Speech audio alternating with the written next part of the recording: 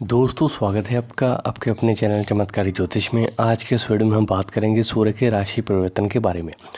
तुला राशि में सूर्य का गोचर 17 अक्टूबर 2021 को दोपहर 1 बजे होगा और ये ग्रह इस राशि में 16 नवंबर 2021 को दोपहर 12:49 तक रहेगा और इसके बाद में वृश्चिक राशि में प्रवेश कर जाएगा।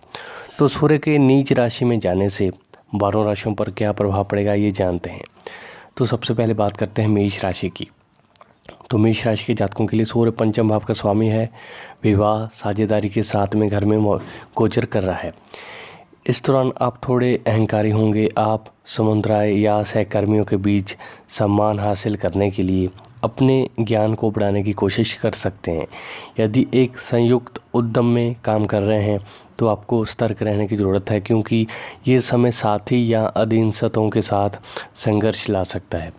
ये टकराव बड़े झगड़े में बदल सकते हैं और आपके व्यवसाय पर गंभीर प्रभाव डाल सकते हैं।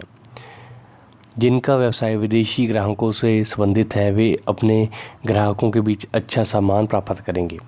नौकरी पेशा लोग, विशेषकर जो सरकारी क्षेत्र में है, उनके लिए बहुत अनुकूल अवधि नहीं कही जा सकती। आप कार्यालय की राजनीति का सामना कर सकते हैं और अपने आप को साबित करना या अपनी स्थिति को बनाए रखना आपके लिए मुश्किल होगा। आपको सलाह दी जाती है कि आप अपने कार्यस्थल पर किसी भी तरह की बहस या टकराव से बचें। आप इस अवधि के दौरान कुछ पाचन तंत्र से जुड़ी स्वास्थ्य समस्याओं से दो चार हो सकते हैं। पेट में दर्द, सामान्य कमजोरी का सामना करना पड़ सकता है। छात्राओं को इस अवधि के दौरान आत्मविश्वास की कमी महसूस होगी। जो लोग परीक्षाओं की तैयारी कर रहे हैं उनके पास खराब ग्रेड प्राप्त करने के कारण असुरक्षा की भावना हो सकती है। वह लोग जो रोमांटिक रिश्ते में हैं उन्हें एक दूसरे पर भरोसा करने और सामंजस्य बिठाने की आवश्यकता होगी। तो आदित्य हृदय स्रोत का पाठ करना आपके लिए लाभदायक होगा। तो अब बात करते हैं वृषभ राशि की। तो वृषभ राशि के लोगों के लिए सूर्य चौथे घर का स्वामी है और प्रतियोगिता, शत्रुओं, ऋणों के छठे घर में गोचर कर रहा है। जो लोग घर खरीदने की योजना बना रहे हैं उन्हें इंतज़ार करना चाहिए, क्योंकि समय बहुत अनुकूल नहीं है। आप विवाहित संपत्ति खरीदने के लिए तैयार हो सकते हैं। इस अवधि में आपके दुश्मन आप पर हावी हो जाएंगे, इसलिए आपको सावधान रहने की सलाह दी जाती है। आपको इस समय के दौरान संपत्ति या आपके व्यवसाय से संबंधित कुछ अदालती मामलों का सामना करना पड़ सकता है। अकादमिक छात्र एकाग्रता के मुद्दे को महसूस करेंगे, साथ ही वो गमन सहकर्मी दबाव से गुजर सकते हैं, जिससे उन्हें अपनी पढ़ाई का सामना करने में अधिक मुश्किल होगी। सरकारी कर्मचारी जो लोग स्थानांतरण की उम्मीद कर रहे हैं वे भाग्यशाली होंगे। कामकाजी मूल निवासियों को सलाह दी जाती है कि वे अपने कार्यस्थल पर सावधान रहें, क्योंकि वे झूठे दायित्वों में फंस सकते हैं। इसके अलावा आप अपने सहकर्मियों और वरिष्ठों के साथ बड़े झगड़े में पड़ सकते हैं, जो आपकी आत्म सम्मान प्रतिष्ठा को दागदार करेगा। इसलिए इस गोचर की अवधि में ऐसी स्थिति में जाने से बचें। जो लोग को उच्च कोलेस्ट्रॉल या बीपी की समस्या है उन्हें सावधान रहने की सलाह दी जाती है, क्योंकि ये समय कुछ दिल के मुद्दों को ला सकता है। इस अवधि के दौरान आपको अपने ऋणों का भुगतान करना या ऋण चुकाना मुश्किल होगा। सूर्य को जल अर्पित करना आपके लिए अच्छा रहेगा। अब बात करते हैं मिथुन राशि की। मिथुन राशि के जातकों के लिए सूर्य तीसरे घर के स्वामी है और बच्चों, संबंधों, मनोरंजन के 5वें घर में गोचर कर रहा है। आप इस अवधि के दौरान साहस और सहन शक्ति में कमी महसूस कर सकते हैं। जो लोग रोमांटिक संबंधों में हैं उनके पास से एक अच्छा समय होगा। आप अपने साथी के साथ एक मजबूत बंधन साझा करेंगे। आपका प्रिय व्यक्ति आपकी मजबूत भावनाओं के प्रति ग्रहणशील होगा। आप अपने प्रियजन के साथ छोटी यात्रा पर जाने का प्लान बना सकते हैं। छात्राओं की एकाग्रता में सुधार होगा। उनके पास बेहतर ग्रेड हासिल करने के लिए झुकाव होगा, जो उन्हें कठिन अध्ययन करने के लिए प्रेरित करेगा। इस अवधि के दौरान आपके छोटे भाई बहनों के साथ संबंध अच्छे नहीं होंगे। आपके बीच मतभेद होंगे। हो सकता है कि आपको उनसे वांछित सम्मान ना मिले। छात्राओं को इस अवधि के दौरान सहकर्मी दबाव को संभालने में मुश्किल हो सकती है। आप महसूस करेंगे कि आपको खुद को साबित करने के लिए कड़ी मेहनत करनी होगी। आपको लोगों की टिप्पणियों और उत्साहित करने वाले बयानों को नज़रअंदाज करना सीखना होगा। आपको अपने कार्यस्थल पर सावधान रहने की आवश्यकता होगी। आपके काम की सराहना आपके पेशेवर मित्रों और जूनियर ने नहीं की होगी। आपको अपने आसपास के लोगों के दृष्टिकोण पर ध्यान केंद्रित करने के बजाय अपनी भावनाओं को बढ़ाने और अपने काम पर फोकस करना होगा। भगवान राम की पूजा आपके लिए बहुत अच्छी रहेगी। अब बात करते हैं कर्क राशि की। कर्क राशि वालों के लिए सूर्य दूसरे घर का स्वामी है और घरेलू सुख, संपत्ति, माता के चौथे घर में गोचर कर रहा है। आप इस अवधि के दौरान अपनी माता के साथ टकराव का सामना कर सकते हैं। साथ ही आपकी मां को कुछ स्वास्थ्य संबंधित चिंताएं हो सकती हैं। पेशेवर जातकों को सलाह और मार्गदर्शन की आवश्यकता होगी। इस अवधि में आपकी वाणी बहुत अच्छी नहीं कहा जा सकती। आप कठोर होंगे और बहुत सीधी बात नहीं करेंगे। ये आपके आसपास के लोगों में बहुत प्रशंसनीय नहीं हो सकता है। इसके लिए आपको आलोचना का सामना करना पड़ सकता है। आप उन परियोजनाओं या व्यवसायों की ओर आकर्षित होंगे जिन्हें सही नहीं माना जाता है। आप भौतिकवादी चीज़ों में तल्लीन हो सकते हैं और ज़रूरी चीज़ों पर कम ध्यान देंगे। आप खर्च भी करेंगे। अपनी स्थिति को बेहतर बनाने के लिए बड़ी राशि खर्च करेंगे। जो लोग सरकारी नौकरी या राजनीति में हैं उन्हें अपनी शक्ति और स्थिति को बनाए रखना मुश्किल हो सकता है। आपको नौकरी खोने का खतरा हो सकता है। आपको इस अवधि के दौरान अपने शब्दों और कार्यों को साबित करने में बाधाओं का सामना करना पड़ेगा।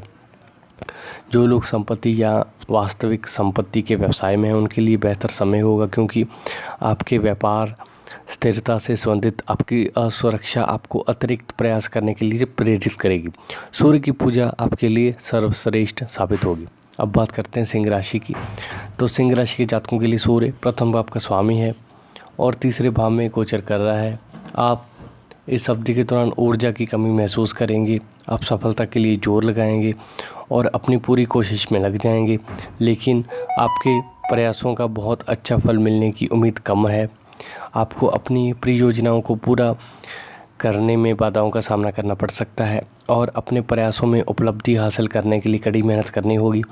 ये कुछ निराशा, तनाव और चिंता लाएगा। आप अपने छोटे भाई बहनों और परिचितों की मदद और समर्थन करने की कोशिश करेंगे। हालांकि आपको अपनी वास्तविक चिंताओं के लिए कोई सराहना नहीं मिलेगी। आप में अहंकार की अधिकता हो सकती है, जिसके कारण सामाजिक स्तर पर बहुत अच्छे फल नहीं मिलेंगे। आप अपने कार्यस्थल पर तनावपूर्ण माहौल का सामना कर सकते हैं। इससे आपको अपनी प्रतिष्ठा बनाए रखने और अपनी क्षमता साबित करने के लिए लड़ाई लड़नी होगी। आप अपने संचार में खुले और मजबूत होंगे। हालांकि ये आपके अधीनस्थों द्वारा बहुत पसंद नहीं किया जाएगा और आपको अपने विरोधियों से चुनौतियां मिल सकती हैं। आपको शरीर में दर्द और गर्दन या कंधे की मांसपेशियों में दर्द हो सकता है। आप इस अवधि के दौरान जीवन शक्ति और पराक्रम की कमी महसूस करेंगे। आपकी सहन शक्ति खराब होगी। आपको सलाह दी जाती है कि खुद को फिट करने के लिए आराम करें। सूर्य के शुभ परिणाम के लिए आपको सोने की अंगूठे में माणिक धारण कर सकते हैं। अब बात करते हैं कन्या राशि की। कन्या राशि के जातकों के लिए सूर्य 12वें घर का स्वामी है और संचित धन, वाणी, भौतिक संपत्ति के दूसरे घर में गोचर कर रहा है। आप इस अवधि के दौरान बहुत खर्च करेंगे। आप बजट बनाए रखें और अपने पैसों के मामले में सावधान रहें, अन्यथा आपको इस अवधि के दौरान अपनी जमा या संपत्ति को तोड़ना पड़ सकता है। जो लोग बहुराष्ट्रीय कंपनी में काम कर रहे हैं या विदेशी ग्राहकों के साथ काम कर रहे हैं उनके लिए बेहतर अवधि होगी। आप अपने उत्पादों और सेवाओं को अच्छी तरह मार्केटिंग कर पाएंगे।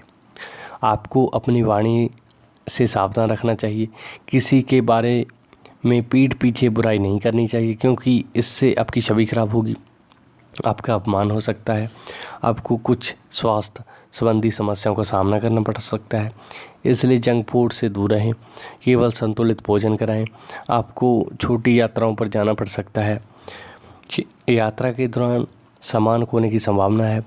अपने परिवार के लोगों के साथ विवाद हो सकते हैं। हालांकि यदि आप संवाद करते हैं तो किसी के दृष्टिकोण को समझने की कोशिश करते हैं तो चीज़ें हल हो जाएंगी। इस गोचर अवधि में आप अपने दूर के रिश्तेदारों से लाभान्वित होंगे। गाँव को चपाती और गुड़ खिलाना आपके लिए शुभ रहेगा। अब बात करते हैं तुला राशि की। तुला राशि वालों के लिए सूर्य 11वें घर का स्वामी है और ये आपकी राशि में गोचर कर रहा है, जो आपके सामान्य स्वभाव और आत्मा का प्रतिनिधित्व करता है। आप इस अवधि के दौरान अपने रूप और व्यक्तित्व के बारे में बहुत सचेत होंगे। आपको एक अच्छी दिनचर्या का पालन करने की सलाह दी जाती है। इससे आपकी शारीरिक शक्ति में वृद्धि होगी, इससे आपको मानसिक संतुष्टि मिलेगी, आप में आत्मविश्वास की कमी होगी और निर्णय लेते समय आप भ्रमित होंगे। आपको सलाह दी जाती है कि आप खुद पर भरोसा रखें, अपने सभी कामों को पूरी लगन से करें। इससे आपका आत्मसम्मान बढ़ेगा, आपको प्रोत्साहन मिलेगा, आप वित्त के मामले में असुरक्षित महसूस करेंगे, हमेशा अपनी आय के स्रोतों को खोने से डर महसूस करेंगे। आप इस अवधि के दौरान अपने दोस्तों परिजनों के साथ कुछ परेशानियों का सामना आपको करना पड़ सकता है। आपको अपने साथी से मतभेदों का सामना करना पड़ सकता है। बाहरी लोग आप पर सत्ता हासिल करने की कोशिश करेंगे, आप पर हावी होंगे, आप नई परियोजनाओं और प्रयासों में पहल करने की कोशिश करेंगे। साथ ही आप इन कार्यों को पूरा करने में अपनी ताकत और क्रिएटिविटी दिखाएंगे। आप अपने बड़ों के मददगार देखभाल करने वाले होंगे और उन्हें पूरी तरह से आराम देने की कोशिश करेंगे। आपको उनसे आश्चर्यजनक उपहार मिल सकते हैं जो आपको प्रसन्न करेंगे। सुबह जल्दी उठें, सूर्य नमस्कार करें, आपके लिए लाभ होगा। अब बात करते हैं वृश्चिक राशि की। वृश्चिक राशि के जातकों के लिए सूर्य 10वें घर के स्वामी है। खर्च और विदेश यानी कि आपके 12वें घर में गोचर करेंगे। आप अपने व्यक्तित्व के साथ पेशेवर जीवन में इस दौरान बोल्ड रहेंगे। जो लोग MNC में काम कर रहे हैं उनके लिए अच्छी अवधि होगी। आपके पास इस समय के दौरान आरामदायक तनाव मुक्त काम होगा। सरकारी कर्मचारियों के लिए परेशानी का समय होगा, उन्हें अपने वरिष्ठों का अपमान, लगातार डांट का सामना करना पड़ सकता है। इस तरह अपनी नौकरी खो सकते हैं। इसलिए आपको सलाह दी जाती है कि आप अपने पेशेवर जीवन में सतर्क रहें, किसी भी तरह की बहस या कार्यालय की राजनीति में भाग लेने से बचें। जो लोग व्यवसाय में हैं उन्हें कारोबार चलाने में भारी नुकसान हो सकता है। हालांकि यदि आपका व्यवसाय विदेशी बाजार से जुड़ा है तो आपके लिए समय अच्छा होगा। काम धीमी गति से होगा लेकिन आप अपने ग्राहकों से अच्छा मुनाफा कमा पाएंगे। आपको सलाह दी जाती है कि काम से संबंधित किसी भी लंबी दूरी की यात्रा से बचें, क्योंकि इस अवधि के दौरान ये बहुत उपयोगी नहीं होगा। आप बिना किसी योजना के किसी कारोबार पर व्यय कर सकते हैं। अपने नहाने के पानी में नीलगिरी के तेल की कुछ बूंदें डालें। अब बात करते हैं धनु राशि की। धनु राशि वालों के लिए सूर्य 9वें घर का स्वामी है। आय और लाभ के 11वें घर में गोचर कर रहा है। आपको अपने वित्तीय मामलों में कुछ अस्थिरता का सामना करना पड़ सकता है। आप इस अवधि के दौरान अपने पिता के साथ दिक्कतों का सामना कर सकते हैं। आपके अपने परिवार के साथ वित्त या संपत्ति से संबंधित कुछ झगड़े हो सकते हैं। छात्राओं को विषयों को याद करने में मुश्किल का सामना करना पड़ सकता है। इससे परीक्षा में उनके प्रदर्शन पर असर पड़ेगा। जो छात्र उच्च शिक्षा प्राप्त कर रहे हैं उनके पास बहुत अनुकूल समय नहीं होगा, क्योंकि आप एकाग्रता की कमी और आत्मविश्वास की कमी के कारण परेशान होंगे। आपके अंदर पैसा कमाने की दिशा में एक मजबूत झुकाव हो सकता है जो आपकी पढ़ाई में विघ्न आएगा। जो लोग अपने शौक़ और हितों को अपने पेशे के रूप में आगे बढ़ाने की इच्छा रखते हैं उन्हें इस अवधि के दौरान अपनी किस्मत आजमानी चाहिए, क्योंकि इस अवधि के दौरान आपको अच्छी प्रगति मिलेगी। जो लोग अपना व्यवसाय करते हैं वे आय के नए स्रोत पैदा करने की कोशिश करेंगे। आप आय उत्पन्न करने की असुनिश्चित साधनों में पड़ सकते हैं। आपको इसके बारे में सतर्क रहने की सलाह दी जाती है, क्योंकि इससे भविष्य में आपको परेशानियों का सामना करना पड़ सकता है। जो लोग कार्यरत हैं उन्हें इस अवधि में अपनी आय में कुछ नुकसान झेलना पड़ सकता है। रविवार के दिन मंदिर में लाल कपड़ा और अनार दान करना आपके लिए अनुकूल रहेगा। अब बात करते हैं मकर राशि की। मकर राशि के जातकों के लिए सूर्य 8वें घर का स्वामी है। ये आपके 10वें घर, जिस पेशे, अधिकार, नाम प्रसिद्धि का घर कहा जाता है, इसमें गोचर कर रहा है। सूर्य का ये गोचर आपके लिए मिश्रित परिणाम ला सकता है। इस अवधि में संपत्ति में निवेश कर सकते हैं और आप इस अवधि के दौरान पैतृक संपत्ति से धन प्राप्त कर सकते हैं। हालांकि यदि आप व्यवसाय में हैं आप इस समय कुछ कठिनाइयों से जूझ सकते हैं। इस मामले में बहुत प्रयास के बाद ही सफलता प्राप्त कर पाएंगे। यदि आप नौकरी में हैं तो इस समय आपके बॉस के साथ आपके संबंध अच्छे नहीं हो सकते। आपको उनकी टिप्पणियों से बचने और अपनी नौकरी पर ध्यान केंद्रित करने की सलाह दी जाती है। आप इस समय अच्छा धन तो कमा पाएंगे, लेकिन गलत संगति में पढ़कर धन का गलत उपयोग भी कर सकते हैं। ऐसा करने से बचें। आपको अपने पिता के स्वास्थ्य का विशेष ख्याल रखना होगा, क्योंकि वे बीमार हो सकते हैं। यदि आप सरकारी क्षेत्र से जुड़े हैं तो आपको इस समय नुकसान उठाना पड़ सकता है। विवाहित जातकों की बात की जाए तो आप अहंकारी बन सकते हैं, जो आपके रिश्तों को प्रभावित कर सकता है। आपको इस समय कुछ आर्थिक नुकसान भी झेलने पड़ सकते हैं। अदरक का सेवन किसी भी रूप में हर रोज़ भोजन या नाश्ते में करें। अब बात करते हैं कुंभ राशि की। कुंभ राशि के जातकों के लिए सूर्य 9वें घर में गोचर कर रहा है। आप इस अवधि के दौरान बहुत बोल्ड होंगे, लेकिन कुछ समय अहंकारी रवैया भी अपना सकते हैं। आप में कड़वी भावनाएं होंगी, बिना किसी दिशा के निराश होंगे। इस वजह से आप में आत्मविश्वास की कमी देखी जा सकती है। विवाहित जातकों के लिए समय बहुत अच्छा नहीं कहा जा सकता, क्योंकि जीवन साथी से दूरी इस समय बन सकती है। आपके साथी की तबीयत खराब हो सकती है। इस गोचर अवधि में वे बीमार पड़ सकते हैं। आपको उनका अतिरिक्त ध्यान रखना चाहिए। आपके पिता के साथ भी आपके संबंध खराब हो सकते हैं, इसलिए उनसे तर्क वितर्क करने से बचें, क्योंकि आपके अंदर अहंकार की अधिकता होगी, जिससे परिवार की स्थिति खराब हो सकती है। बच्चों के संदर्भ में ही ये समय अधिक अनुकूल नहीं है और आपको इस और अधिक प्रयास करने होंगे। अपने छोटे से बात करके और उनकी चिंताओं और परेशानियों के बारे में समझकर उनसे संपर्क करें। ध्यान रखें कि वे किसी गलत संगति में ना हो। आप इस दौरान अपनी संस्कृति और संस्कारों को दूर हो सकते हैं। ये अपनी दिनचर्या को प्रभावित कर सकता है, क्योंकि आप अपने नियमित आध्यात्मिक कार्यों करने में रुचि खो सकते हैं। रविवार के दिन मंदिर में गेहूं और गुड़ का दान करें। अब बात करते हैं मीन राशि की। मीन राशि के जातकों के लिए सूर्य 6ठे घर का स्वामी है और आपके जादू टोने, रहस्यों, अनिश्चितताओं के 8वें घर में इसका गोचर होगा।